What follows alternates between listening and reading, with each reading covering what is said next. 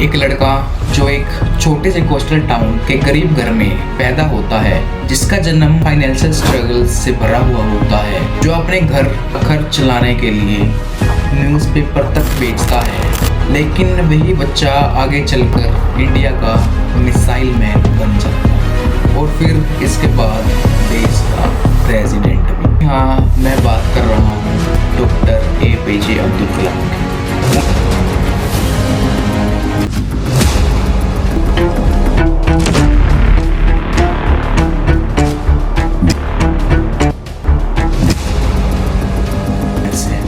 सबसे पहले doctor APJ Abdul के नाम के बारे में बात करते हैं। डॉक्टर APJ अब्दुल कलाम का पूरा नाम अबुल पाकीर जैनुब्लादीन अब्दुल कलाम।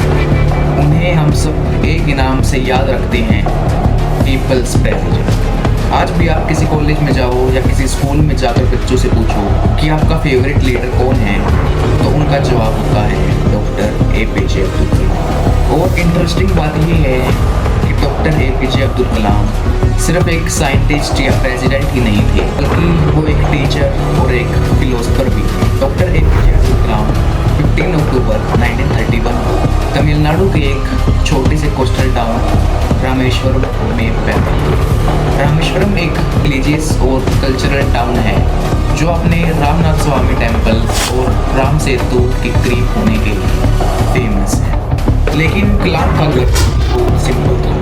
वो एक मिडिल क्लास मुस्लिम फैमिली में पैदा हुए जिनकी फाइनेंशियल सिचुएशन इतनी स्ट्रॉन्ग नहीं थी। डॉक्टर कलाम के फादर जैनुब्लादीन, वो इलिटरेट थे। डॉक्टर कलाम की मदर आशिमा एक हाउसवाइफ थी। डॉक्टर कलाम अपने घर के सबसे छोटे बच्चे थे, इसी वजह से उन्हें बचपन से ही प्यार भी मिला और रिस्पॉन्सिबिलिटीज भी। 1930s और 40s का समय था। इंडिया अभी भी ब्रिटिश रूल्स के अंडर था। रामेश्वरम जैसे टाउन्स में लोग सिंपल लाइफ जीते थे। डॉक्टर कलाम के घर में बिजली तक नहीं थी क्योंकि फैमिली के पास इतने पैसे नहीं थे कि उनके घर बिजली आए। लेकिन उनके पास एक चीज़ थी, डिसिप्लिन और वैल्यूज। कलाम को बचपन से ही समझ आ गया था कि लाइफ ईजी नहीं है। घर का खर्चा चलाने के लिए उन्होंने छोटी सी एज में ही काम करना शुरू कर दिया। अपनी फैमिली को सपोर्ट करने के लिए डॉक्टर कलाम सुबह 4 बजे उठकर न्यूज़पेपर डिस्ट्रीब्यूट किया करते थे। अब माना कि डॉक्टर कलाम की फैमिली में फाइनेंशियल इश्यूज थे, लेकिन डॉक्टर कलाम के फादर हमेशा एजुकेशन को प्रायोरिटी देते थे।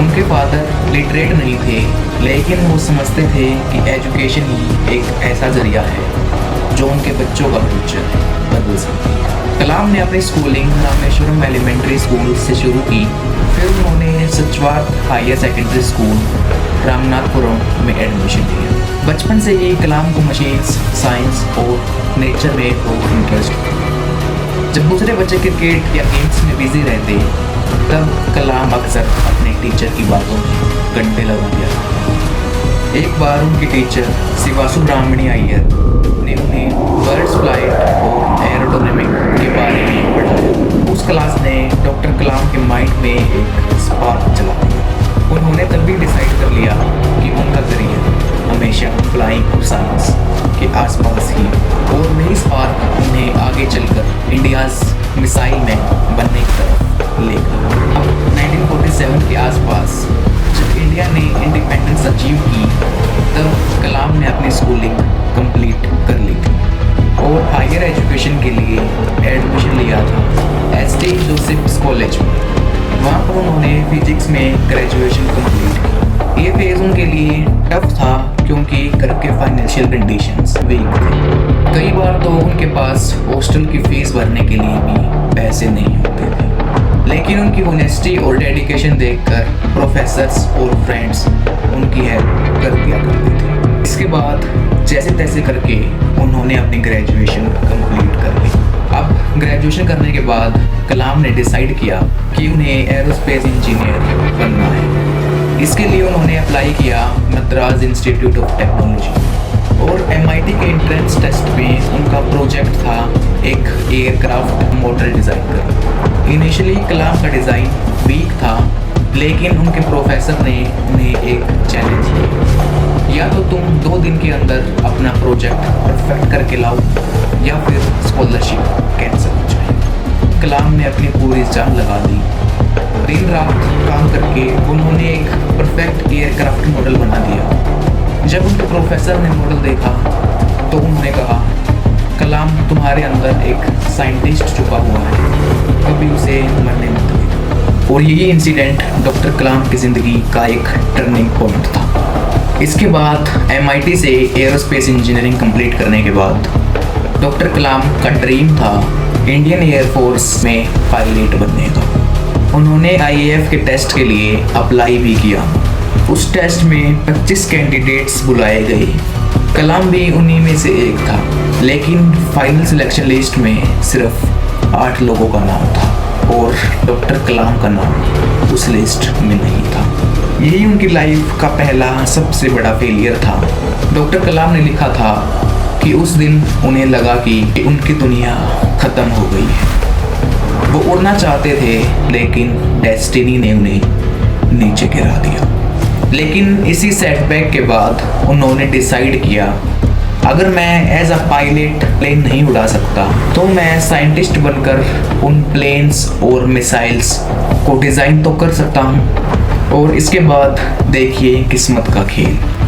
जो इंसान एयरफोर्स पायलट बनने में फेल हुआ, वही आगे चलकर पूरे इंडियन एयरफोर्स के लिए मिसाइल्स और वेपन्स डिज़ाइन करने लगा। अब IAF से रिजेक्शन के बाद डॉक्टर कलाम ने अपना करियर स्टार्ट किया एज अ साइंटिस्ट। उन्होंने ज्वाइन किया defence research and development organisation as a scientist. यहाँ उन्होंने हेलीकॉप्टर के डिज़ाइन पे काम किया, लेकिन डिपार्टमेंट में उनका मन ज़्यादा नहीं लगता था, क्योंकि उनका असली पैशन था स्पेस रिसर्च। और फिर इसके बाद आया उनकी लाइफ का एक बड़ा चांस। उन्हें ट्रांसफ़र मिल गया इंडियन स्पेस रिसर्च ऑर्गेनाइजेशन में। जो कि उनका सपना था, उन्हें वहीं पर ट्रांसफ़र मिल गया। और यहीं से डॉक्टर कलाम की लाइफ ने एक नई डायरेक्शन ले ली। इंडिया का स्पेस प्रोग्राम और मिशन प्रोग्राम डॉक्टर कलाम की लीडरशिप की वजह से एक नए लेवल पर पहुंच चुका था।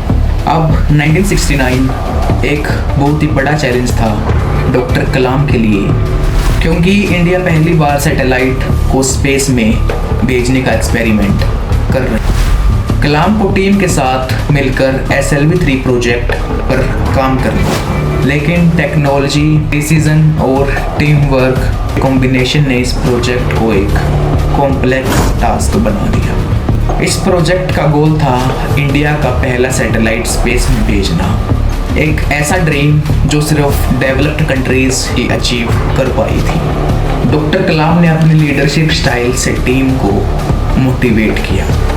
उन्होंने टीम को हमेशा ये मैसेज दिया, ड्रीम डेयर डू। अगर हम सपने देख सकते हैं तो हम उसे पूरा भी कर सकते हैं। एक इंटरेस्टिंग बात इसमें ये थी, प्रोजेक्ट के इनिशियल फेज में रॉकेट की टेस्टिंग बार बार फेल हो रही थी। लोग डिस्करेज होने लगे, लेकिन डॉक्टर कलाम ने अपनी पॉजिटिविटी से टीम को इंस्पायर किया और उन्होंने कहा, failure is simple a lesson to improve. और इसी माइंडसेट के साथ उन्होंने SLV-3 को परफेक्ट प्रोजेक्ट बनाया। इसके बाद 18 जुलाई 1980 एक हिस्टोरिक दिन, SLV-3 सक्सेसफुली लॉन्च हुआ और ये अपने साथ ले गया रोहिणी सैटेलाइट RS-1 को अर्थ्स ऑर्बिट में। इंडिया का पहला सैटेलाइट स्पेस में सक्सेसफुली एंटर कर चुका था। डॉक्टर कलाम ने अपनी टीम के साथ एक बड़ा माइलस्टोन अचीव किया। इस सक्सेस ने सिर्फ टेक्नोलॉजी को इम्प्रूव नहीं किया, बल्कि देश के लिए होप का सिंबल बना दिया।